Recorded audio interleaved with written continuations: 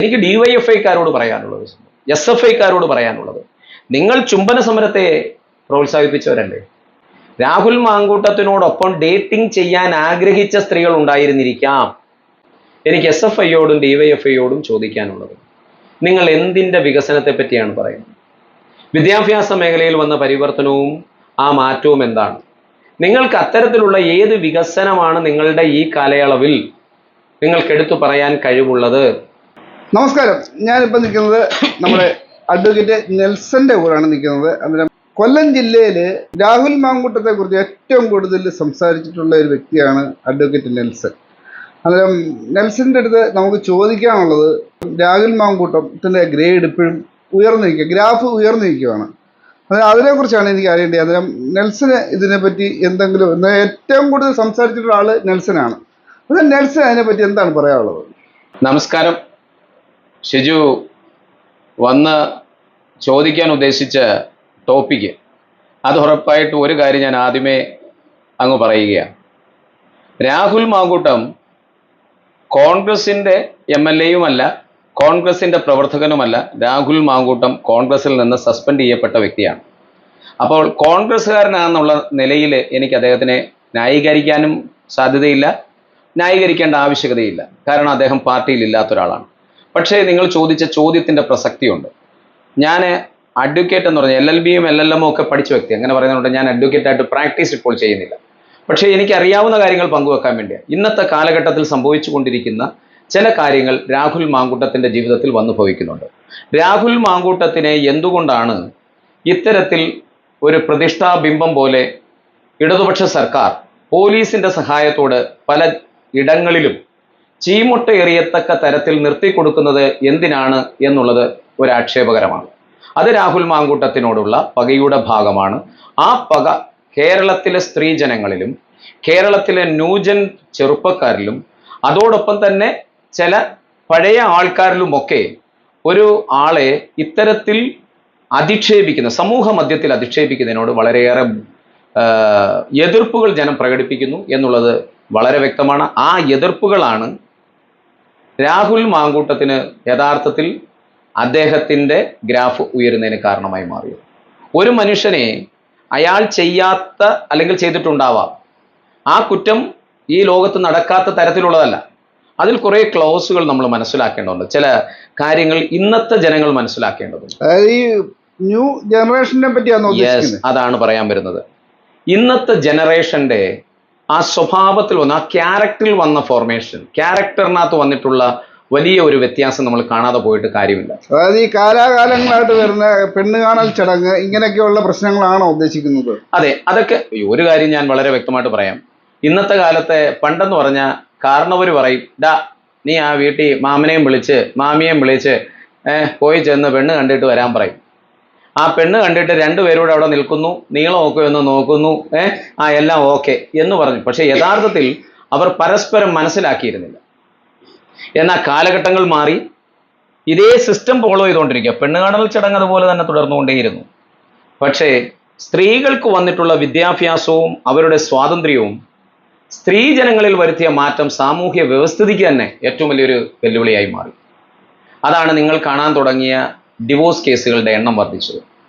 കേരളത്തിൽ തന്നെ ഏറ്റവും കൂടുതൽ ഡിവോഴ്സ്, അല്ലെങ്കിൽ ഇന്ത്യയിൽ തന്നെ ഏറ്റവും കൂടുതൽ ഡിവോഴ്സ് നടക്കുന്ന സംസ്ഥാനമായി കേരളം മാറുകയും കേരളത്തിൽ കൊട്ടാരക്കര പോലെയുള്ള പ്രദേശങ്ങൾ മാറുകയും ചെയ്തതിൻ്റെ കാരണം സ്ത്രീകൾ സ്വതന്ത്രമായി ചിന്തിക്കാനും അവർ അബലകളല്ലെന്നും തബലകളല്ലെന്നും ചെണ്ട ആ രീതിയിൽ കുടുംബത്തിൽ വൈകിട്ട് വന്ന് ഭർത്താവ് വെള്ളം അടിച്ചിട്ട് വന്നിട്ട് കുനിച്ചു ചേർത്ത് രണ്ട് ഇടിയിരിക്കുന്ന ആ പണ്ടത്തെ സിനിമാ കാഴ്ചപ്പാട് നമുക്കറിയാം. ആ ഓരോ കാലഘട്ടത്തിലും സിനിമകൾ ആ സമൂഹത്തിൻ്റെ കാഴ്ചപ്പാടിനെ പറഞ്ഞിട്ടുണ്ട്. നമ്മൾ ആലോചിച്ചോണം, അന്നേരം ഒരു സിനിമ എഴുതുമ്പോൾ ആ രീതിയിൽ സ്ത്രീ മർദ്ദിക്കപ്പെടുന്ന അവസ്ഥ മാറി.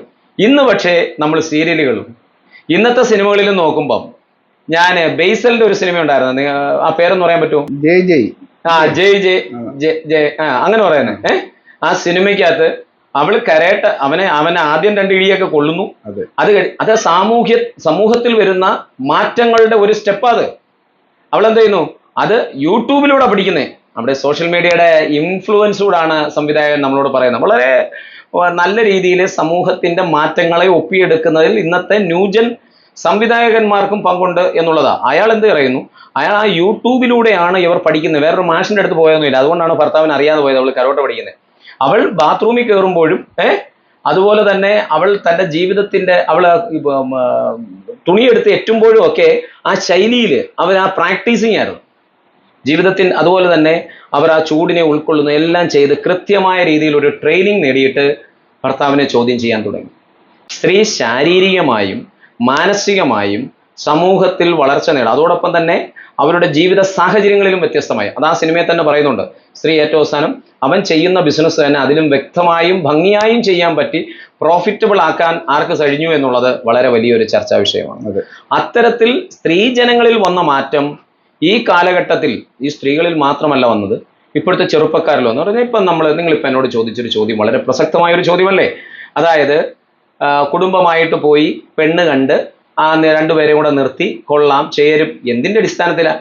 യഥാർത്ഥത്തിൽ അവിടെ ഉള്ളത് ശാരീരികമായ പൊരുത്തങ്ങൾ മാത്രമേ നടത്തപ്പെടുന്നുള്ളൂ. അവരുടെ ഭംഗി നോക്കി നടന്നു പോകുമ്പം കുറ്റം പറയരുത്, അങ്ങനെ ഒരു പെണ്ണിനെ കണ്ടെടുത്തണം, ഇതായിരുന്നു യോജിച്ച ജോഡിയാ ഇങ്ങനെയൊക്കെ പറഞ്ഞു വിടുമായിരുന്നു. പക്ഷെ വേണ്ടത് ആ പൊരുത്തമല്ല, മനസ്സിന്റെയും ആത്മാവിന്റെയും പൊരുത്തം ഉണ്ടാവും, മാനസിക പൊരുത്തം വേണം. അതുകൊണ്ട് ഇന്നത്തെ കാലഘട്ടത്തിൽ എന്താ ചെയ്യുന്നതെന്ന് ചോദിച്ചാൽ അതാണ് കോഫി ഡേറ്റിംഗ് എന്നൊക്കെ പറയും. ലുലു മാളിൽ പോയി, അല്ലെന്നുണ്ടെങ്കിൽ ഒബ്രോൺ മാളിൽ പോയി, അല്ലെന്നുണ്ടെങ്കിൽ നല്ല കോഫി ഷോപ്പുകളിലൊക്കെ പോയിട്ട് നമുക്കൊരു കോഫി കുടിക്കാം. അപ്പം അപ്പൻ വിളിച്ച് ചെറുപ്പക്കാരൻ്റെ അടുത്ത് പറയുന്ന സംഭവം എന്താണ്? ഇന്നത്തെ കാലഘട്ടത്തിൽ മനസ്സിലായോ? ഇന്നത്തെ കാലഘട്ടത്തിൽ ഇങ്ങനെ കോഫി ഷോപ്പുകളിൽ വെച്ച് ഇവർ രണ്ടുപേരും സംസാരിക്കുക. ചിലപ്പോൾ പെണ്ണിന് ആദ്യത്തെ സംസാരത്തിൽ ആളെ കിട്ടിയിട്ടുണ്ടാകത്തില്ല. പറയാം നമുക്ക് രണ്ടാമതൊരു ദിവസം കൂടെ ഒന്ന് കാണണം. ചെറുക്കനും അങ്ങനെ പറയുക. ഇവർ രണ്ടുപേരും ഒരുമിച്ച് നിന്ന് എന്ത് ചെയ്യുന്നു? അവരുടെ ജീവിതത്തെ നെയ്തെടുക്കാൻ പറ്റുമോ എന്ന ഒരു കാര്യത്തിലേക്ക് കടന്നുപോയി. അതിൽ നിന്റെ അനന്തരഫലമായിട്ട് തന്നെയാണ് ഇന്നത്തെ കണ്ടീഷനിലേക്ക് മാറിയിട്ടുള്ളത്. ചിലയൊക്കെ ഇപ്പം ലിവിങ് ടുഗദർ തന്നെ ഒരു ഉദാഹരണമായിട്ട് എടുക്കേണ്ട കാലഘട്ടം പറഞ്ഞു. ഞാൻ അത്രയും ഒരു കോൺട്രഡിക്ഷൻ ഉണ്ടാക്കാൻ തയ്യാറാകുന്നില്ല. മനസ്സിലാവുന്നു? അത് കാരണം എന്ന് പറഞ്ഞാൽ എന്താണെന്ന് ചോദിച്ചാൽ ഒരു ജെൻസി കാലഘട്ടം, ഒരു 1996 എന്ന് പറഞ്ഞാൽ ഞാൻ ഇച്ചിരി കൂടെ അങ്ങ് സമയം കൊടുക്കുക. ഒരു 35 വയസ്സിനൊക്കെ താഴേക്കുള്ളവർക്ക് നമ്മൾ ഈ പറയുന്ന ഇന്നത്തെ ആ ഒരു കാലഘട്ടത്തെ കുറച്ച് നമ്മുടെ ഒരു 40-50 വയസ്സിന് മുകളിലോട്ടുള്ളവർ പറയുന്നത് ഇവരുടെ തലച്ചോറിൽ സിങ്ക് ചെയ്യുന്നില്ല. ഇവർ പറയുന്നത് കൃത്യമായി അവർക്ക് മനസ്സിലാക്കാൻ കഴിയാത്ത തരത്തിലേക്ക് ഇവിടുത്തെ എന്ത് ചെയ്തു? സാമൂഹ്യ വ്യവസ്ഥിതി മാറ്റിയിട്ടുണ്ട്, അല്ലെങ്കിൽ മാറിപ്പോയിട്ടുണ്ട്. അത് അന്നേരം അവരെ സംബന്ധിച്ചിടത്തോളം സിറ്റുവേഷൻഷിപ്പ് അങ്ങനെ പല ബന്ധങ്ങൾ പല രീതിയിൽ അവർ കാണുന്നത്. അതോടൊപ്പം തന്നെ ഈ ഞാൻ പറഞ്ഞ കോഫി മേറ്റ് ആ ഒരു സംവിധാനത്തിലേക്ക് കൊണ്ടുപോകുന്നു. അതുപോലെ തന്നെ നമ്മൾ പല തരത്തിൽ അവർ തമ്മിലുള്ള സൗഹൃദ ബന്ധങ്ങൾ അവർ എന്ത് ചെയ്യും? തനിക്ക് വിവാഹം കഴിക്കാൻ ആപ്റ്റായ ഒരു വ്യക്തിയാണോ എന്ന രീതിയിൽ അവർ കൃത്യമായി എന്ത് ചെയ്യും? ഒരു പഠനം അല്ലെന്നുണ്ടെങ്കിൽ അവരുടെ മനസ്സിൽ അതൊന്ന് കയറ്റി വിടും. പക്ഷേ ഈ പറയുന്ന വ്യവസ്ഥിതി ഒരു 50 വയസ്സിന് മുകളിലുള്ളവർക്ക് ചിന്തിക്കാൻ പറ്റും. പക്ഷെ വേറെ കാര്യമുണ്ട്. പഴയ കാലഘട്ടത്തിൽ ഒരു ഡെവലപ്മെന്റ് മൈൻഡിലേക്ക് വന്ന അല്ലെങ്കിൽ ദീർഘദൂരം കണ്ട ആൾക്കാരുണ്ട്. അവർക്കിതൊക്കെ ഒരു പ്രശ്നമല്ല. ഇന്നത്തെ കാലഘട്ടത്തിൽ ഇതൊക്കെ ആയിരിക്കും. അതായത് കാലോചിതമായ മാറ്റങ്ങളും കാലോചിതമായ നിയമങ്ങളും ഒക്കെ വരുമ്പോൾ അത്തരക്കാർ ചിന്തിക്കുന്ന എന്താണ്? ഇതൊക്കെ വരേണ്ടതാണ്, ഇനിയുള്ള കാലം എങ്ങനെയാണ് എന്ന് പറഞ്ഞ് അവർ സ്വയം ആശ്വസിക്കും. എന്നാൽ ചില ആൾക്കാരുണ്ട്, അവരെന്ത് ചെയ്യും? കൃത്യമായി ഇതിനെ ബ്ലോക്ക് ചെയ്തുകൊണ്ടിരിക്കും. പക്ഷേ ഇത് നമ്മൾ വളരെ വ്യക്തമായിട്ട് ഇപ്പൊ എന്നെ സംബന്ധിച്ചിടത്തോളം പറയുമ്പോൾ എനിക്ക് DYFIക്കാരോട് പറയാനുള്ളത്, SFIക്കാരോട് പറയാനുള്ളത്, നിങ്ങൾ ചുംബന സമരത്തെ പ്രോത്സാഹിപ്പിച്ചവരല്ലേ? നിങ്ങൾ മഹാരാജ ക്യാമ്പസുകളിൽ നിങ്ങൾ വളരെ വലിയ രീതിയിൽ പുരോഗമനവാദത്തെ പറ്റി സംസാരിക്കുന്നവരല്ലേ? നിങ്ങളല്ലേ ഓയോ റൂമുകൾ എടുത്ത് പോയാൽ നിങ്ങൾ ചോദ്യം ചെയ്യേണ്ടതിന്റെ കാരണം എന്താ? അവർ സ്വതന്ത്രമായ ചിന്താഗതിയുള്ള 2 വ്യക്തികളല്ലേ എന്ന് ചോദിച്ചതൊക്കെ SFIയുടെ നേതൃത്വങ്ങളല്ലേ? ആ അത്തരത്തിലുള്ള ആധുനികതയുടെ ഒരു സംസ്കാരം പറഞ്ഞു വെച്ചിട്ട് ഇവരിന്ന് രാഹുൽ മാങ്കൂട്ടത്തിനെ അവർ സ്വയം രാഹുൽ മാങ്കൂട്ടത്തിൻ്റെ ഒരു കേസ് നമ്മൾ വളരെ ചിന്തിക്കേണ്ട ഒരു കേസാണ്. ഞാനിവിടെ ഇതിനിടയ്ക്ക് സംസാരിക്കുന്നു എന്നുള്ളത്. രാഹുൽ മാങ്കൂട്ടത്തിൽ വഴിയെ പോയ ഒരു സ്ത്രീയെ കയറി പിടിച്ചു എന്നൊരു ആക്ഷേപം കേട്ടിട്ടുണ്ട്. തന്നോട് എതിർത്ത് നിന്ന ഒരാളെ ബലം പ്രയോഗിച്ച് അത്തരത്തിലൊരു നടപടിയിലേക്ക് കടന്നുപോയത് നിങ്ങൾ കേട്ടിട്ടുണ്ട്. രാഹുൽ മാങ്കൂട്ടത്തിനോടൊപ്പം ഡേറ്റിംഗ് ചെയ്യാൻ ആഗ്രഹിച്ച സ്ത്രീകൾ ഉണ്ടായിരുന്നിരിക്കാം. എനിക്ക് ഇപ്പം അദ്ദേഹത്തിൻ്റെ ഒരു കൂട്ടുകാരൻ ഇട്ട ഒരു വീഡിയോ വാട്സപ്പ് ചാറ്റ് അദ്ദേഹത്തെ ഇപ്പോൾ അറസ്റ്റ് ചെയ്യാൻ പോവുകയാണ്. അദ്ദേഹത്തിന് അനുകൂലമായി പറഞ്ഞ വ്യക്തിയെ അറസ്റ്റ് ചെയ്യാൻ പോവുകയാണ്.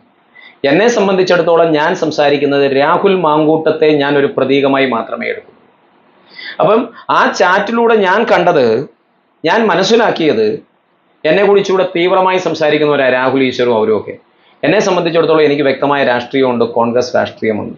അതോടൊപ്പം തന്നെ ഞാൻ അതിനകത്ത് നിന്നുകൊണ്ടാണ് സംസാരിക്കുന്നത്.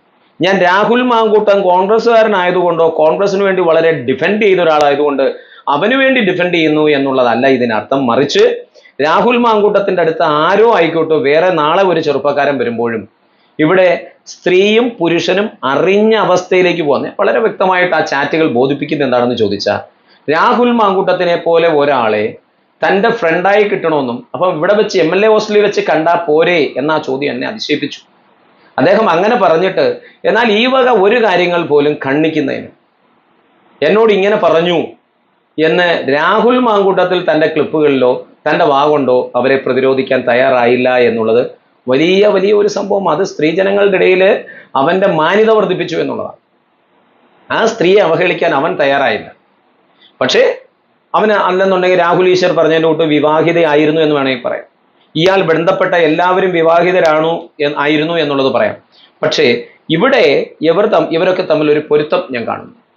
ഇപ്പം ഇൻ കേസ് പ്രണയമുണ്ടായിരിക്കാം, അയാൾ പ്രണയിക്കാനും അയാൾ ഇൻ കേസ് സെക്സ് ചെയ്തിട്ടുണ്ടെങ്കിലും അത് വിവാഹം കഴിച്ചൊരു സ്ത്രീയിലേ ആകാവൂ. അങ്ങനെയൊക്കെയുള്ള ഉത്തമ ബോധ്യത്തിൻ്റെ അടിസ്ഥാനത്തിലായിരിക്കാം. മനസ്സിലാവുന്നു? പല പകൽ മാന്യന്മാരുടെ അവരൊക്കെ പല കുപ്പായങ്ങൾ അണിഞ്ഞുമൊക്കെ നടക്കുന്നവർ നമ്മുടെ സമൂഹത്തിലൊക്കെ ഉണ്ട്. മനസ്സിലാവുന്നു? ഇത് കാലഘട്ടത്തിൻ്റെ ഒരു മാറ്റമായിട്ട് മാത്രം അങ്ങ് കണ്ടുവെക്കാനൊന്നുമല്ല. പഴയ കാലഘട്ടത്തിൽ ഇതിനേക്കാൾ വലിയ ആൾക്കാരും വേന്ദ്രന്മാരും മന്ത്രിമാരൊക്കെ ആയിട്ട് ഇരുന്നിട്ടുണ്ട്. അവരെ പറ്റി ഒന്നും ഞാനിത് പറഞ്ഞ് ഒരാളുടെ വ്യക്തി ജീവിതത്തിനോ അല്ലെന്നുണ്ടെങ്കിൽ അവരെ അപഹാസ്യപ്പെടുത്തുന്നതിനോ ഒന്നും ഞാൻ തയ്യാറല്ല. കുത്തി ചോദിച്ചാലും ഞാൻ പറയത്തില്ല. നമുക്കറിയാവുന്ന പല കേസുകൾ നമ്മുടെ സമൂഹത്തിലും ഒക്കെ ഉണ്ട്. അവർ പരസ്പര ധാരണയോട് ഒരാളോട് നമുക്ക് ഇപ്പം വിനായകൻ സംസാരിച്ച പോലെ എല്ലാവരും എന്നെ ചീത്ത വിളിക്കുമായിരിക്കും. വിനായകൻ എന്ത് ചെയ്യും? നമ്മൾ അഖിൽമാരാര് പറയുന്ന കണ്ടിട്ടില്ല, വെട്ടിത്തെറിച്ച് പറയും. അഖിലിന്റെ പോസ്റ്റുകളിലൊന്നും പോസിറ്റീവ് വളരെ റെയറാണ്. ഓപ്പണായിട്ട് സംസാരിക്കുമ്പോൾ അഖിലിനോടല്ല, അഖില് എൻ്റെ കൂടെ ഒരു 6-7 വർഷം 2011-12 കണ്ട എൻ്റെ കൂടെ വരുന്നത്. ഏകദേശം ഒരു 5 വർഷത്തോളം എനിക്ക് അവൻ എൻ്റെ കൂടെ നിന്നതുകൊണ്ട് എനിക്കറിയാം. പക്ഷെ അയാൾക്കുണ്ടാകുന്ന വരുന്ന വാക്കുകളെല്ലാം നെഗറ്റീവാണ് അഖിലിന് വരുന്നത്. പക്ഷെ ആ ഓരോ നെഗറ്റീവും അവനത് വരുമാനമാക്കി മാറ്റുകയാണ്. അപ്പം നമ്മൾ നെഗറ്റീവിനെ ഭയപ്പെട്ടിട്ട് കാര്യമൊന്നുമില്ല. അപ്പം നെഗറ്റീവിനെ ഭയപ്പെട്ടിരുന്നു എങ്കിൽ അന്നത്തെ പഴയ കാലഘട്ടത്തിലും അങ്ങനെയാണ്, ജീസസ് ക്രൈസ്റ്റിൻ്റെ കാലഘട്ടത്തിലും അങ്ങനെയാണ്. അപ്പോൾ അവിടെ എല്ലാം നെഗറ്റീവ്സ് ഉണ്ടാവും. എല്ലായിടത്തും ഇത്തരത്തിൽ ഇറങ്ങി നിൽക്കുന്നവർ നെഗറ്റീവ് ഏൽക്കേണ്ടി വരും. അപ്പം ഇന്നെന്ന് പറഞ്ഞാൽ സോഷ്യൽ മീഡിയ ഉണ്ടായതുകൊണ്ട് ഇഷ്ടം പോലെ അത്തരത്തിലുള്ള നെഗറ്റീവ് പറയുന്നതിന് മനുഷ്യനൊരു പ്രത്യേക ത്വരയുണ്ട്. എന്തു എഴുതി വിടുമ്പോൾ ഇപ്പം ഞാനിത് പറയുമ്പോഴും എന്നെ താഴെ വന്ന നല്ല കമൻറ്റിലും നല്ല ഈണത്തിലും താളത്തിലും ചീത്ത വിളിക്കുമ്പോൾ അവനൊരു ആത്മസംതൃപ്തി കിട്ടി. മനസ്സിലായോ? ചിലപ്പോൾ അവൻ്റെ രാഷ്ട്രീയ പാർട്ടിക്ക് വേണ്ടി അവൻ ചെയ്യേണ്ട ജോലി ചെയ്തു എന്നായിരിക്കാം. ചിലപ്പോൾ അവൻ സമൂഹത്തോട് അവൻ്റെ ക്രെഡിബിലിറ്റി കാണിക്കുന്നത് അങ്ങനെയാണ് എന്ന് വിചാരിച്ചുകൊണ്ട് ഇവർ നിരന്തരമായ അതൊക്കെ നമ്മളതങ്ങ് കേട്ടോണം. യഥാർത്ഥത്തിൽ നിയമപരമായി ഇതെങ്ങനെയാണ്? ഇന്ത്യയിൽ ഒരു ഭരണ സംവിധാനമുണ്ടല്ലോ. ഞാൻ പല പ്രാവശ്യവും പറയുന്നതാണ്, ഇത്തരത്തിൽ സ്ത്രീകൾ പുരുഷന്മാർക്കെതിരെ തിരിഞ്ഞാൽ, ഞാനതാ പറയുന്നത്. വിനായകന്റെ കേസ് പറഞ്ഞു തീർത്തില്ലല്ലോ. വിനായകൻ എന്തോ ചോദിച്ചു, സെക്സ് ചെയ്യാൻ താല്പര്യമുണ്ടെന്ന് ഒരാളോട് ചോദിക്കുന്നത് തെറ്റോ? ഉടനെ നീ നിന്റെ അമ്മയോട് ഇങ്ങനെ ചോദിക്കുമോ, പെങ്ങളോട് അങ്ങനെ ചോദിക്കുമോ, ഇങ്ങനെയാണോ ശരി, ഇങ്ങനെയൊക്കെ അങ്ങ് പറഞ്ഞ് അവനെ അങ്ങ് അധിക്ഷേപിക്കുമ്പോൾ ഒരു കാര്യം ചിന്തിക്കണം. ഒരു ഡേറ്റിംഗ് ചോദിക്കുന്നതാണോ അതോ കയറി പിടിക്കുന്നതാണോ വലുത്? അവനത് ചോദിച്ചു, ഇല്ല, ഓക്കെ, താങ്ക് യു, മതി, ഞാൻ ചോദിച്ചു, നിങ്ങൾക്ക് എന്നെ ഇഷ്ടമല്ല എന്ന് മനസ്സിലായി, താങ്ക് യു. ഇവിടെ രാഹുൽ മാങ്കൂട്ടത്തിൻ്റെ അടുത്ത് അപ്പം ചോദിക്കും, MLA ആയതുകൊണ്ടാണോ? ഇതൊന്നും MLA ആകുന്നതിന് മുമ്പല്ലേ? പിന്നെ ഒരു കാര്യം വളരെ വ്യക്തമാണ്, രാഹുൽ മാങ്കൂട്ടത്തെ പോലെ ഒരാൾ വളരെ ചടുലമായ രീതിയിൽ സംസാരിക്കുന്ന, വളരെ കൃത്യമായി സംസാരിക്കുന്ന, കൃത്യമായി എന്ന് പറഞ്ഞാൽ വളരെ ഓപ്പണായി സംസാരിക്കുന്ന, പക്ഷേ അവൻ്റെ വാക്കുകൾക്ക് എതിരാളിയുടെ ചിന്തയെ പോലും പ്രകടമേൽപ്പിക്കുന്ന തരത്തിലുള്ള വാക്കുകൾ കൊടുക്കും. എന്ന് പറഞ്ഞാൽ ഞാൻ ചിലത് മനസ്സിൽ വെച്ചിട്ട് വേറൊരു ദ്വയാർത്ഥത്തോടു കൂടി സംസാരിക്കും. അപ്പം മനസ്സിൽ വെച്ച് നമ്മൾ നല്ലോണം ആൾക്കാരുമായി ബന്ധപ്പെടുന്നത് കൊണ്ടും ഇത്തരത്തിൽ എനിക്കും ഇപ്പോൾ കഴിയാൻ പോകുന്നവരെ ഞാൻ ചില കാര്യങ്ങൾ ഇങ്ങനെ പിടിച്ചു വെക്കും. കാരണം എൻ്റെ വൈഫ് എന്നെ പിടിച്ചിട്ടിരിക്കുമല്ലോ, എന്നറിഞ്ഞ തെറ്റായിട്ട് പറയാല്ല. അവൾ എന്നോട് ദേഷ്യപ്പെടും, കൊച്ചുങ്ങൾ ദേഷ്യപ്പെടാം, അല്ലെ എൻ്റെ കൂടെ നിൽക്കുന്നവരോ നീ എന്തിനാ ഇത്ര ഓപ്പണായിട്ട് സംസാരിക്കുന്നത് ചോദിക്കാം. കാരണം നമുക്ക് ആവശ്യമുള്ളത് മാത്രം നമ്മൾ സംസാരിച്ചാൽ മതി എന്നുള്ളത് കൊണ്ടാണ്. പക്ഷെ നമ്മൾ അങ്ങനെ ചെങ്ങലയിടുമ്പോഴായിരിക്കും ഇതിൻ്റെ റിയൽ സെൻസിലുള്ള എൻ്റെ അഭിപ്രായം പറയാൻ പറ്റാതെ പോകുന്നത്. അതുകൊണ്ട് ആൾക്കാരെന്ത് ചെയ്യും, അത് ആ രീതിയിൽ തന്നെ പ്രതിധ്വനിക്കും. അപ്പം നമ്മൾ ഒരു കാര്യത്തെ പ്രതികരിക്കുമ്പോൾ ഭയം വന്നു കഴിഞ്ഞാൽ ആ പ്രതികരണത്തിൻ്റെ പണ്ട് നമ്മുടെയൊക്കെ ബൈബിളിൽ നമ്മൾ പഠിക്കുമ്പോൾ ഞാൻ എപ്പോഴും ശ്രദ്ധിക്കാറുണ്ട്, ജീസസ് ക്രൈസ്റ്റ് അങ്ങനെ എന്തിനാ പറഞ്ഞു, മക്കളുടെ അപ്പമെടുത്ത് നായ്ക്കുട്ടികൾക്ക് ഇട്ടുകൊടുക്കുന്നത് വിഹിതമോ, പറയേണ്ടത് പറയേണ്ടടുത്ത് പറയും. ഇതുപോലെ തന്നെയാണ് ഭഗവത്ഗീതയിലെ കുറേ വാക്കുകളുണ്ട്. ഞാൻ ഇതിൻ്റെ ഇടയ്ക്ക് ഇത് കയറ്റി വെച്ചു എന്ന് വിചാരിക്കേണ്ട. കാരണം അതിൻ്റെ ആ ഒരു സമയത്ത് നമ്മൾ പറയുമ്പോൾ ചില കാര്യങ്ങൾ നമ്മൾ പറഞ്ഞു കൊടുക്കണം. ഞാൻ ഈ മനുഷ്യനെ ഇതങ്ങ് ബോധവൽക്കരണം നടത്തുകയല്ല, ബോധവൽക്കരണം നടത്തി അവരെ എല്ലാം അങ്ങ് മിടുക്കരാക്കാനും അല്ല.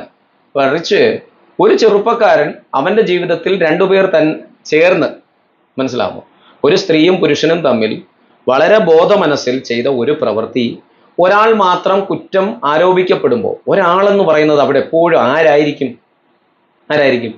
പുരുഷനാണ്. അതുകൊണ്ടാണ് രാഹുൽ ഈശ്വർ ചോദിച്ചത് ഒരു പുരുഷ കമ്മീഷന്റെ ആവശ്യമില്ലേ. പുരുഷൻ എപ്പോഴും ഇത്തരത്തിലുള്ള മൂർച്ചയുള്ള വാക്കുകളുടെ അടിമയായി മാറുമ്പോൾ സ്ത്രീയോടൊപ്പം നിൽക്കുന്ന ആ നിയമം നമ്മുടെ രാഷ്ട്രത്തില്ല എന്ന ബോധം വേണം. സ്ത്രീയുടെ ഐഡന്റിറ്റി വെളിപ്പെടുത്തുന്നതുമായി ബന്ധപ്പെട്ട് ചിലപ്പോൾ എനിക്ക് തോന്നുന്നു ഇത്തരത്തിലുള്ള കേസുകളുടെ എണ്ണം വർദ്ധിച്ചാൽ 497 പോലെ നമ്മൾ നിർത്തലാക്കിയ കുറേ IPC നിർത്തലാക്കിയ കുറേ നിയമങ്ങളുണ്ട്. അതുപോലെ ചിലപ്പം കോടതി ഇതും ഇന്റർപ്രറ്റ് ചെയ്യാനുള്ള സാധ്യത വർദ്ധിക്കും. പുരുഷനെ എതിരെ കൊടുക്കുന്ന കേസുകളിൽ അല്ലെങ്കിൽ SC/ST അട്രോസിറ്റി ആക്ട് ഒക്കെ പലരും ദുരുപയോഗപ്പെടുത്തുന്നു എന്ന് കോടതി മനസ്സിലാക്കുന്നുണ്ട്. കോടതി ഓരോ സമയത്തും നിയമങ്ങളുടെ കാലോചിതമായ ഒരു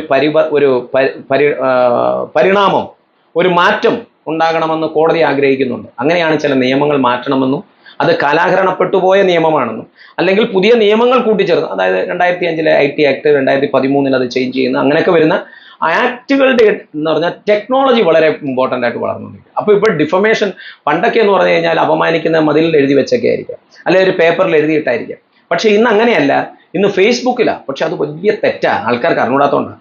എനിക്ക് തന്നെ ആ നിയമത്തിൻ്റെ പിന്നാലെ പോയാൽ ഈ പറയുന്ന പല ചാറ്റുകൾ വെച്ച് വേണമെന്നുണ്ടെങ്കിലും നമുക്ക് ആൾക്കാരെ എന്ത് ചെയ്യാൻ പറ്റും, അവൻ ആ രീതിയിൽ എന്നോട് സംസാരിക്കാൻ ഞാൻ ആ തെറ്റുകാരനല്ലല്ലോ.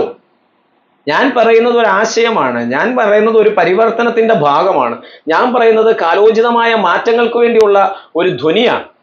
അത് ഉൾക്കൊള്ളാൻ കഴിയാതെ വരുമ്പോൾ ഇതിനെ വേറൊരു സെൻസിലേക്ക് എടുക്കുകയല്ല ചെയ്യേണ്ടത്. മാറ്റങ്ങൾ അനിവാര്യമാണ്. ആ മാറ്റങ്ങൾക്കനുസരിച്ച് മുന്നോട്ട് പോകുന്ന കാലത്തിന്റെ ഒരു യാത്രയാണ്. അതിന് നമ്മൾ ഭയപ്പെട്ടിട്ടൊന്നും കാര്യമൊന്നുമില്ല. അപ്പോൾ നാളത്തെ സമൂഹത്തിന് വേണ്ട വിദ്യാഭ്യാസവും വേണ്ട നിയമങ്ങളുമാണ് നമ്മൾ എഴുതപ്പെട്ടുകൊണ്ടിരിക്കുന്നത്. അപ്പോൾ കോടതിക്ക് ഇതൊക്കെ മനസ്സിലാവും. കോടതി എന്ന് പറയുന്നത് ചെവി അടഞ്ഞു വെച്ചേക്കുന്ന ഒരു സംവിധാനമല്ല, മൂക്കടഞ്ഞ സംവിധാനമല്ല, കണ്ണടഞ്ഞ സംവിധാനവും അല്ല. മനസ്സിലാവുന്നു? കോടതി ഇതെല്ലാം കണ്ടുകൊണ്ടിരിക്കുകയാണ്. കോടതി ഒരാളെ അവകാശപ്പെടുത്തുമ്പോൾ എന്തിനാണ് അയാളെ അങ്ങനെ ചെയ്തത്, കോടതി എല്ലാം കേൾക്കുകയും കാണുകയും ചെയ്യുന്നുണ്ട്. ആ ഒരു സംരക്ഷണമാണല്ലോ ഞാനിക്കും ഷിജുവിനും ഒക്കെ ഈ രാജ്യത്തുള്ളത്. അപ്പോൾ പുരുഷനും സ്ത്രീയും ആ ഡിസ്ക്രിമിനേഷൻ അവിടെ ഉണ്ടാകുന്നത് നമ്മുടെ ആർട്ടിക്കിൾ 14 വ്യക്തമായി പറയുന്നതിൻ്റെ കൂട്ട് നമ്മളത് കൃത്യമായി മനസ്സിലാക്കണം. ജാതിയുടെയും മതത്തിൻ്റെയും പേരിലോ വർണ്ണത്തിൻ്റെ പേരിലോ അല്ലെങ്കിൽ നിറത്തിൻ്റെ പേരിലോ, മനസ്സിലാവുന്നോ, അങ്ങനെ അല്ലെങ്കിൽ സെക്സിൻ്റെ പേരിലോ ഇങ്ങനെയൊന്നും നമ്മളെ എന്ത് ചെയ്യാൻ പാടില്ല, വിവേചനം പാടില്ല. അവർക്ക് ജോലി ചെയ്യാൻ പാടുണ്ട്, നമ്മളും പറയുന്നു സ്ത്രീകൾക്കും അതേ സാലറി കൊടുക്കണം. പക്ഷേ ഇത്തരത്തിൽ വരുമ്പോൾ സ്ത്രീ അബലയാണ് എന്ന് പറഞ്ഞ ആ കൺസെപ്റ്റിൽ നിന്ന് വേറൊരു തരത്തിലേക്ക് നമ്മൾ എത്തിച്ചിരിക്കുക. ഇത് നമ്മൾ ഓർത്തിരുന്നാൽ മതി. അതുകൊണ്ട് ഇക്വാളിറ്റി എന്ന് പറയുന്നത് നിയമത്തിന്റെ അടിസ്ഥാനത്തിലും കറക്റ്റ് ആയിരിക്കണം. പുരുഷൻ ഭയപ്പെടാൻ ഒരു കാര്യം ചോദിച്ചു എന്നതുകൊണ്ട് ശിക്ഷാ നിയമത്തിൽ ഒരു കാര്യം ചോദിച്ചു, വാക്കുകൊണ്ടുള്ള പീഡനമായി മാറരുത്. ഇത് ചോദിക്കുകയാണ്. നോ പറയാൻ വേണ്ടി നമ്മുടെ കുട്ടികളെയും സമൂഹത്തെയും പഠിപ്പിക്കുകയാണ് ചെയ്യുന്നത്. നോ നോ നോ നോ, എനിക്ക് നിങ്ങളോട് അങ്ങനെ സെക്സ്വൽ ആക്ടിവിറ്റീസ് ഒക്കെ ഇല്ല, നിങ്ങൾ എന്നോട് ഇങ്ങനെ പറഞ്ഞത് ശരിയായിട്ടില്ല, ഇത് ആവർത്തിക്കരുത് എന്ന് പറയാനുള്ള അവകാശം ആർക്കുണ്ട്? സ്ത്രീക്കുമുണ്ട്. അത് ഉൾക്കൊള്ളാനുള്ള അവകാശം പുരുഷനുമുണ്ട്. അല്ലാതെ വരുന്നിടത്താണ് നമ്മൾ ഈ പറയുന്ന ഒരു BNS, നമ്മൾ ഈ പറയുന്ന ഒരു 78ന്റെ 2 പറയും, BNS ആക്ട്, ഭാരതീയ നിയമസംഹിതയുടെ 78ന്റെ 2 പറയുന്ന പോലെ സോഷ്യൽ മീഡിയ പ്രകാരം നമ്മൾ ഒരാളുടെ പിന്തുടർന്ന് അപമാനിക്കാൻ ശ്രമിക്കും. അത് തെറ്റാണ്. പക്ഷെ ഇവിടെ അങ്ങനെ ഇല്ല. ഇവിടെ മറിച്ചാണോ എന്ന് നമുക്ക് സംശയിക്കേണ്ടിയിരിക്കുന്നു. ഇതിനകത്തൊക്കെ അവർ പറയുന്ന 351 BNS ക്രിമിനൽ നേച്ചറിനെ പറ്റി പറയുന്നുണ്ട്. അപ്പൊ അതായത് ഒരു ക്രിമിനൽ ഭീഷണി നടത്തുന്നു, അതാ ഞാൻ ഇവിടുത്തെ MLA ആണ്, ഞാൻ കാച്ചിക്കളയും എന്ന് പറയുന്ന ഒരു സംവിധാനം, അതും ഇവിടെ ഉള്ളതായിട്ട് നമുക്ക് ഇതുവരെ ഒരു കാര്യം പുറത്തേക്ക് വന്നിട്ടില്ല.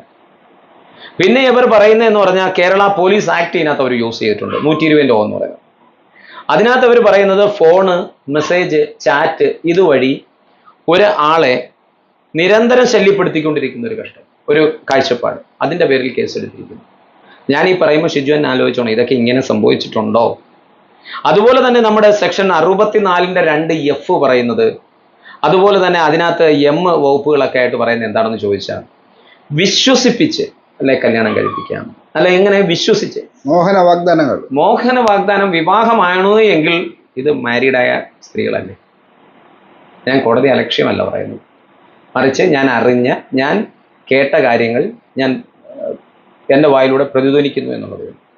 അപ്പം എനിക്ക് രാഹുൽ മാങ്കൂട്ടത്തെ ഇങ്ങനെ പറഞ്ഞ് എനിക്ക് ജയിലിൽ പോയി കിടക്കാൻ പറ്റത്തില്ല, കാരണം നിയമം വല്ലാത്ത രീതിയിലാണ് ഇന്റർപ്രറ്റ് ചെയ്ത് പോകുന്നത്. അപ്പോൾ നമ്മളെന്തോ പറഞ്ഞേ, ഈ 64ന്റെ 2Fനകത്തും M-നകത്തൊക്കെ പറയുന്നത് എന്താണ്, ഒന്നിലധികം തവണ ബലാത്സംഗം ചെയ്യുന്നു എന്നൊക്കെ പറയുന്നത്. പക്ഷെ അതിനൊക്കെ ഉള്ള ക്ലോസുകൾ ഇതിനുണ്ടോ എന്ന് കോടതിയുടെ പരിഗണനയിൽ വരുമ്പോൾ എടുക്കും. അന്ന് നമുക്കന്നേരം അതുപോലെ തന്നെ സെക്ഷൻ 89 ഗർഭചിത്രം എന്ന് പറയുന്നത്, അത് തന്നെ ഞാൻ ചിന്തിക്കുന്നത്, ഈ 3 സ്ത്രീകളുമായിട്ടും അദ്ദേഹത്തിന് ശാരീരികമായ ബന്ധം ഉണ്ടായിരിക്കാം. കാരണം അവർ തമ്മിലുള്ള ബന്ധം എന്താണെന്ന് എനിക്കറിയില്ല, ഉണ്ടാവാം, ഉണ്ടാവാതിരിക്കാം, അതെന്തോ ആണെന്ന് നിയമത്തിന്റെ മുന്നിൽ അവൻ പറഞ്ഞിട്ടുണ്ടല്ലോ, അവർ തമ്മിൽ കണ്ടിട്ടുണ്ട്. പക്ഷേ കുഞ്ഞിനെ വേണം എന്ന നിർബന്ധ ബുദ്ധി എന്ന് പറഞ്ഞാൽ ഇവൻ ഒരു സൈക്കോ ആണെന്ന് തോന്നത്തക്ക തരത്തിൽ ഇത് എഴുതി പിടിപ്പിച്ചിട്ടുണ്ടോ, അല്ലെങ്കിൽ പോലീസിന്റെ ഭാഗത്ത് അങ്ങനെ ഒരു പ്രശ്നം ഉണ്ടായിട്ടുണ്ടോ, അല്ലെങ്കിൽ പ്രശ്നം ഉണ്ടായിട്ടുണ്ടോ, അല്ലെങ്കിൽ സ്പെഷ്യൽ ഇൻവെസ്റ്റിഗേഷൻ പോലീസ് അതിനുവേണ്ടി ശ്രമിച്ചിട്ടുണ്ടോ എന്ന കാര്യങ്ങളൊക്കെ കോടതി അന്വേഷിക്കേണ്ട കാര്യങ്ങളാണ്. ഞാനിപ്പോൾ യഥാർത്ഥത്തിൽ ഈ ഒരു വിഷയത്തിന്, പിന്നെ പാലക്കാട് ഇലക്ഷനുമായി ബന്ധപ്പെട്ട് സരിനും സൗമ്യയും ഒക്കെ, അന്ന് സൗമ്യ സരിനെ സംബന്ധിച്ചിടത്തോളം ഒരു സോഷ്യൽ മീഡിയ ഇൻഫ്ലുവൻസറാണ്, അതായത് സരിൻ്റെ വൈഫ്. സരിനെ സംബന്ധിച്ചിടത്തോളം ഞങ്ങളുടെ സോഷ്യൽ മീഡിയയുടെ ഹെഡായിരുന്നു. അപ്പം ഞങ്ങളുടെ പാർട്ടിയുടെ ചെറുപ്പക്കാരുമായിട്ടൊക്കെ സരിന് നല്ല ബന്ധമുണ്ടാവും, ഞാനുമായിട്ടും നല്ല ബന്ധമുള്ള ഒരാളാണ്. അപ്പോൾ ഈ പറയുന്ന സരിനും അല്ലെങ്കിൽ ഷാഫി ആയിക്കോട്ട് KSU യൂത്ത് കോൺഗ്രസിൻ്റെ തലപ്പ് തിരിക്കുന്നവരുമായിട്ട് ഇതിൻ്റെയൊക്കെ സംഘടനാ ചുമതലയുള്ള ഒരാളെന്ന രീതിയിൽ സരിൻ സൈബർ ടീമിൻ്റെ ടീം അംഗമായതുകൊണ്ടും കുറേ അധികം കാര്യങ്ങൾ ഇവരിൽ നിന്ന് അയാൾ വ്യക്തിപരമായി അറിയാൻ കഴിഞ്ഞിട്ടുണ്ടാവും. അല്ലെങ്കിൽ പല ആൾക്കാരും പല നേച്ചറുകൾ ഓരോരുത്തരുടെയും പങ്കുവച്ചിട്ടുണ്ടാവും. അങ്ങനെ തെരഞ്ഞെടുപ്പിൽ ഇവർ രണ്ടും തമ്മിൽ മത്സരിക്കേണ്ട സാഹചര്യം ഉണ്ടാകുമെന്ന് ഇവർ ഒരിക്കലും ചിന്തിച്ചിട്ടും ഉണ്ടാകും. അപ്പോൾ ആ മത്സരത്തിൽ തോറ്റു കഴിഞ്ഞപ്പോൾ സരിനോ ആവാം, സരിനാണെന്ന് ഞാൻ പറയുന്നില്ല, ആവാം, അല്ലെങ്കിൽ ആകാതിരിക്കാം, അല്ലെങ്കിൽ ഷാനിബ് വന്നുകൊണ്ടാവാം, കുറേ കാര്യങ്ങൾ രാഹുൽ മാങ്കൂട്ടത്തിനെ പറ്റിയുള്ള ഇൻഫർമേഷൻസ് എവിടെ പോയിട്ടുണ്ടാവും, ഇടതുപക്ഷത്തിൽ പോയിട്ടുണ്ടാവും. രാഹുൽ മാങ്കൂട്ടത്തിൽ അതിശക്തമായി ആർക്കെതിരെ പ്രതിരോധിച്ചിട്ടുണ്ട്? പിണറായി വിജയനെതിരെ പ്രതിരോധിച്ചിട്ടുണ്ട്, അതോടൊപ്പം തന്നെ ഡിവൈഎഫ്ഐയുടെ പൊതിച്ചോറിനെ പ്രതിരോധിച്ചിട്ടുണ്ട്, SFIക്കാരെ പ്രതിരോധിച്ചിട്ടുണ്ട്, പല മന്ത്രിമാരെയും പ്രതിരോധിച്ചിട്ടുണ്ട്. ഇതെല്ലാം കൂടെ കൂട്ടിച്ചേർത്ത് വായിക്കുമ്പോൾ ഇദ്ദേഹത്തിൻ്റെ പൂർവ്വകഥകൾ ഉൾപ്പെടെയുള്ളത് എല്ലാം കിട്ടിയപ്പോൾ ഇദ്ദേഹത്തിനെതിരെ ശക്തമായ നിയമ നടപടികളുമായി അതിൽ ചെറിയ എരിവും പുളിയും ഒക്കെ ചേർത്ത് വേണമെങ്കിൽ ചിലപ്പം ആയിരിക്കാം, ചിലതൊക്കെ കൂട്ടിച്ചേർത്തും അല്ലെന്നുണ്ടെങ്കിൽ ചില കാര്യങ്ങളൊക്കെ ഒമിറ്റ് ചെയ്തും ഇവരെന്ത് ചെയ്തിട്ടുണ്ടാവും, ഒരു FIR എഴുതി പിടിപ്പിച്ചിട്ടുണ്ടാവാം. പക്ഷേ കോടതിക്ക് വ്യക്തമായ ധാരണ ഉണ്ടായതുകൊണ്ട് കോടതി ഒരാളെയും നിയമത്തിൻ്റെ മുന്നിൽ അനാവശ്യമായി ശിക്ഷിക്കുന്ന നിലപാടില്ല. ഇപ്പോൾ ഒരു 2-3 ദിവസം നിങ്ങൾ അകത്ത് കിടക്കുന്നത് കൊണ്ട് അത് ശിക്ഷയായി കരുതണ്ട. ഇതുപോലൊക്കെ മോദി ഗവൺമെന്റിന്റെ കീഴിൽ എത്രയോ പോലീസുകാർ എത്രയോ വർഷങ്ങളായി കിടക്കും. അതുകൊണ്ട് അതിനെ ഓർത്ത് വ്യാകുലപ്പെടേണ്ട. ചിലപ്പോൾ അത്തരത്തിലുള്ള തടവുകാരായിട്ടൊക്കെ കിടക്കേണ്ടി വരാം. പക്ഷേ അൾട്ടിമേറ്റ് സക്സസ് എന്ന് പറയുന്നത് ശരിയുടെ ഭാഗത്തായിരിക്കും. ഇവിടെ രാഹുൽ മാങ്കൂട്ടത്തിന്റെ ശരി എന്താണെന്ന് കോടതിയാണ് തീരുമാനിക്കേണ്ടത്, അത് നെൽസൺ അല്ല, ഇവിടുത്തെ ജനങ്ങളല്ല. ഞാൻ ഒരു കാര്യം കൂടെ അതിൻ്റെ അവസാന ഘട്ടത്തിലും, നിങ്ങൾക്ക് ഇനി സംശയമില്ലെന്നുണ്ടെങ്കിൽ ഞാൻ ഈ പറഞ്ഞ കാര്യങ്ങൾ കൃത്യമായി ഞാൻ വളരെ വ്യക്തമായിട്ട് ഇത് പറഞ്ഞിട്ടുണ്ട്. ഇനി എനിക്ക് കൂടുതലായിട്ട് ഇതിനെപ്പറ്റി പറയണമെന്നുണ്ടെങ്കിൽ നിങ്ങൾക്ക് എന്തെങ്കിലും അതിനെപ്പറ്റി ഉണ്ടെന്നുണ്ടെങ്കിൽ ഞാൻ ചോദിച്ചാൽ അത് പറയാം. രാഹുൽ മാങ്കൂട്ടത്തെ പൊതുജന മധ്യത്തിൽ ആക്ഷേപിക്കുന്നതും ചീമൊട്ട എറിയുന്നതിനോടും വ്യക്തിപരമായ രീതിയിൽ രാഷ്ട്രീയപരമായിട്ടല്ല, വ്യക്തിപരമായ രീതിയിൽ എനിക്ക് എതിർപ്പുണ്ട്. കോൺഗ്രസ്സുകാരൻ എന്ന നിലയിൽ കോൺഗ്രസിന്റെ നേതൃത്വങ്ങൾ, അതിലെ രമേശ് ചെന്നിത്തല ആയാലും വി ഡി സതീശനായാലും കെ സി വേണുഗോപാൽ ആയാലും കോൺഗ്രസിന്റെ KPCC പ്രസിഡന്റ് ആയാലും അതുപോലെ തന്നെ ചെറുപ്പക്കാരായിട്ടുള്ള കോൺഗ്രസ് നേതാക്കന്മാരായിട്ടുണ്ട്, അവരെല്ലാം കൃത്യമായ മറുപടി കൊടുത്തു. പാർട്ടിയുടെ ബേസിക് മെമ്പർഷിപ്പ് പോലും ഇല്ലാത്ത ഒരാളെ പറ്റി ഇനി ഒരു ചർച്ചയ്ക്കില്ല, അതൊരു അടഞ്ഞ അധ്യായമാണ്. യഥാർത്ഥത്തിൽ ഈ വരുന്ന നിയമസഭാ തെരഞ്ഞെടുപ്പിൽ കോൺഗ്രസിനെ പ്രതിസന്ധിയാക്കാമെന്ന് കരുതി വെച്ചിരുന്ന ആ വലിയ ഒരു ബോംബ് ഇവിടെ ചീറ്റിപ്പോയി എന്നുള്ളതാണ് കോൺഗ്രസ് എന്ന പാർട്ടിയുമായി ബന്ധപ്പെട്ട് പറയുമ്പോൾ എനിക്ക് പറയാനുള്ളത്. വ്യക്തിപരമായി എനിക്ക് പറയാനുള്ളത്, ഇങ്ങനെ കൊണ്ടുവന്ന് പുരോഗമന ആശയം പറയുന്ന ഇടതുപക്ഷ പ്രസ്ഥാനങ്ങൾ, ഇവിടെ ഏതാണ് നിങ്ങൾ മുന്നോട്ട് വെക്കുന്ന ആശയം എന്ന് പറയണം. എനിക്ക് SFIയോടും DYFIയോടും ചോദിക്കാനുള്ളത്, നിങ്ങൾ എന്തിൻ്റെ വികസനത്തെ പറ്റിയാണ് പറയുന്നത്? വിദ്യാഭ്യാസ മേഖലയിൽ വന്ന പരിവർത്തനവും ആ മാറ്റവും എന്താണ്? നിങ്ങൾക്ക് അത്തരത്തിലുള്ള ഏത് വികസനമാണ് നിങ്ങളുടെ ഈ കാലയളവിൽ നിങ്ങൾക്ക് എടുത്തു പറയാൻ കഴിവുള്ളത്? അതിനെപ്പറ്റി നിങ്ങൾ സമ്പാദിക്കുകയും ജനങ്ങളുടെ അഭിപ്രായം തേടുന്നതിന് പകരം ഇതെല്ലാം ഇത്തരത്തിലുള്ള സ്ത്രീ വിഷയങ്ങളിലോ അല്ലെങ്കിൽ രാഹുൽ മാങ്കൂട്ടത്തിൽ വിഷയത്തിലോ ഒതുക്കിക്കളയുക അല്ലെങ്കിൽ ഒഴുക്കിക്കളയുന്നതിനോട് എനിക്ക് ശക്തമായ എതിർപ്പ് മാത്രമേ ഉള്ളൂ.